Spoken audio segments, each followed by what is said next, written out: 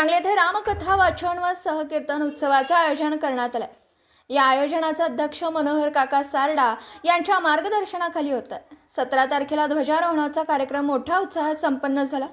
या कार्यक्रमांमध्ये आमदार सुधीरदादा गाडगे, माजी पालकमंत्री सुरेशभाऊ खाडे, कर्मवीर पतसंस्थेचे चेअरमन रावसाहेब पाटील, शेखर इनामदार, माजी आमदार नितीन शिंदे, माजी नगरसेविका उर्मिलाताई बेलवलकर, सविताताई मदने, गीतांजलीताई ढोपे पाटील, कल्पनाताई कोळेकर, आमदार सत्यजित भाऊ देशमुख, माजी नगरसेवक लक्ष्मण भाऊ नवलाई, राहुल ढोपे पाटील, माजी जिल्हा परिषद सदस्य सुरेश दादा पाटील, जिल्हा सरकारी वकील प्रमोद भोकरे, माजी महापौर दिग्विजय सूर्यवंशी, गुरुनाथ महाराज कोटणीस, गणेश काका गाडगे, सिद्धार्थ गाडगे या सर्व सोहळ्याचे नियोजन मनोहर काका सारडा यांच्या मार्गदर्शनाखाली होते। अत्यंत शिस्तबद्ध व नियोजनबद्ध असा या सोहळा होता। तरी सांगलीकर नागरिकांनी याचा लाभ घ्यावा असे आवाहन मनोहर काका सारडा यांनी केले। पत्रकार राजेंद्र शिंदे, झी न्यूज मराठी।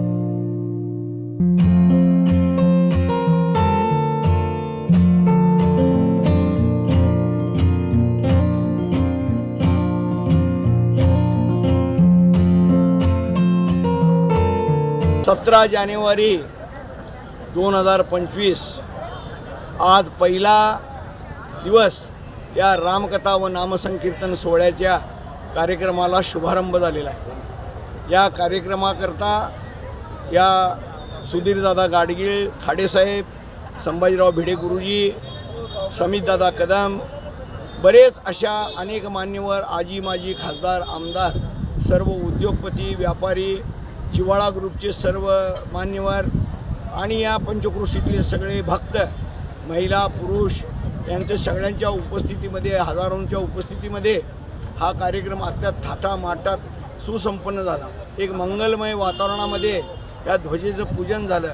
वृंदावून आलेल्या ब्राह्मण 7 ब्राह्मणांच्या मुखातून मंत्रोच्चार झाला आणि या मंत्रोच्चारानंतर या ध्वजेचं पूजन करून विश्वासराव गवळी परिवाराचा हा यजमानाचा अधिकार होता। विश्वासराव गवळी आणि राम विश्वास दूत केंद्र यांच्या माध्यमातून आज ही प्रथम सुरुवात झालेली आहे। अनेक कार्यक्रम आता इथून सुरुवात होणार आहे। आज संध्याकाळी पहिलं कीर्तन होईल। उद्या सकाळी राम मंदिरपासून या मंदिरापर्यंत पुन्हा शोभायात्रा, कलशयात्रा निघेल। कलशयात्रेचं स्वरूप फार मोठं असल्यामुळे इथं भाविकांना एकच विनंती करतो, तुम्ही उद्याला कोणी घरात बसू नका।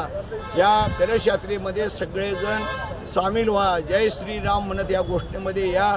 आपण घरामध्ये अनेक प्रकारच्या पूजा करत असतो, ते पूजापेक्षाही या कलशयात्रेला फार मोठं महत्त्व आहे। त्यामुळे या सांगली जिल्ह्यातील परिसरातील सर्व मान्यवरांना विनंती करतो की आपण उद्याच्या कलशयात्रेत सामील होऊन इथं मंडपपर्यंत यायचं आहे। त्यानंतर दुपारच्या सत्रामध्ये आज कथेचा प्रारंभ होईल।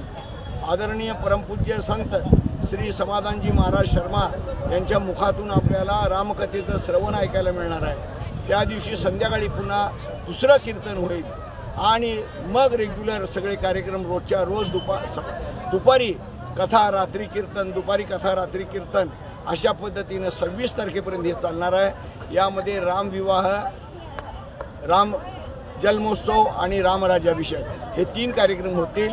27 तारखेला अनेक या पंचक्रोशीतल्या आलेल्या सर्व वारकऱ्यांना घेऊन 15-20 हजार लोकांच्या मध्ये एक मोठी महादिंडी पुन्हा इथे निघणार आहे. त्या दिंडीमध्ये देखील सगळ्यांनी सामील व्हायचं आहे. काल्याचं कीर्तन होईल आणि त्यानंतर महाप्रसादाचा देखील आनंद सर्व भाविकांनी घ्यायचा. आज आध्यात्मिक बाबर त्यांनी हिंदूंचं पवित्र राम मंदिर पाडून त्याची मशीद केली. त्याचा सूड म्हणून 500 वर्षानंतर हिंदूंनी ते राम मंदिर परत उभारलं. त्या मंदिराला, उभारलेल्या मंदिराला, अयोध्येतल्या मंदिराला बरोबर 1 वर्ष पूर्ण होतोय. त्याच्या आनंदाप्रित्यर्थ ही रामकथा सोहळा यावर्षी होतोय. त्यात सांगलीच्या आजूबाजूच्या लोकांनी सुद्धा मोठ्या प्रमाणावरती डोक्यावरती भगवा फेटा बांधून मोठ्या कौतुकाने सहभागी होणं हे आपलं कर्तव्य आहे.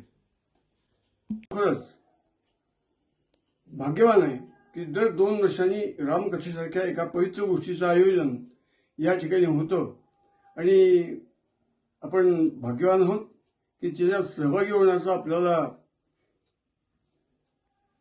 संधी मिळते. यावर्षी रामकथा आयोजित केलेली आहे आणि दिनांक 17 ते दिनांक 26 पर्यंत ही रामकथा चालणार आहे. परंतु दिनांक 18 उद्याच्या दिवशी यावर्षीच्या रामकथेमधली शोभायात्रा निघणार आहे. त्या शोभायात्रेमध्ये आपल्या सांगली गावातले सगळे धारकरी शिवछत्रपतींचे पाईक डोक्यावरती भगवा फेटा घालून मोठ्या संख्येत 100% कसे बरोबर दुपारी सकाळी 8:30 वाजता सकाळी 8:30 वाजता राम मंदिर पासून संमिलित होतील आणि शेवटपर्यंत त्याच्यात सहभागी असतील हे आपण सर्वांनी पाहायचंय. माझा विश्वास आहे की आपले सगळे धारकरी हे काम चोख बजावतील आणि ते बजावण्यात आपण धन्यता मानूया.